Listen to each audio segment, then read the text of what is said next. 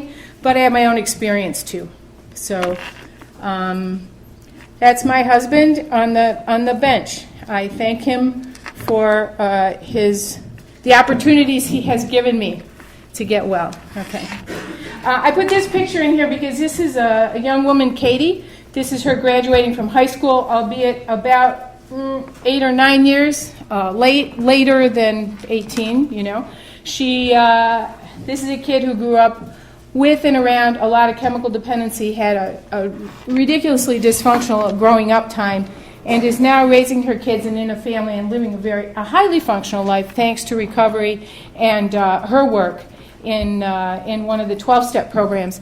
And I asked her if I could use this photo because, when I do this work, I have to have some winners right here, thinking about them all the time, because not everybody gets well, whether they're on the addiction side or the family side. Not everybody gets to a lecture that might motivate you to get some help.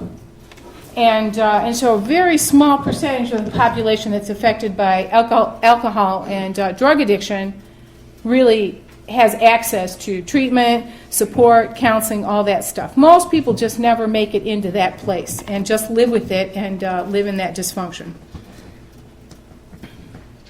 So we're going to do a little bit of an overview about chemical dependency. It's important to know about the disease, and then I'm going to define the family. And there are lots of definitions of family. We'll look at that.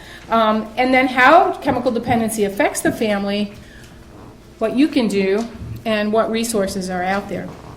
Now, I will tell you that I don't think it's possible to cover everything for everyone in a talk because I don't know what you're thinking.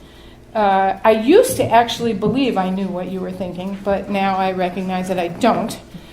So if you have questions or things come up as I'm giving the talk, make a note of it and, ask me questions at the end. And I either will or won't have answers, but I'll be pretty direct one way or the other.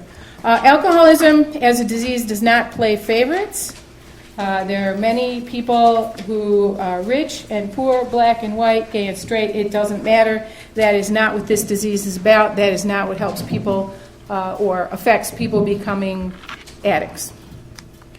In this talk, I'll talk about addiction, and for me, whether it's alcohol or other drugs, the disease of addiction is basically the same.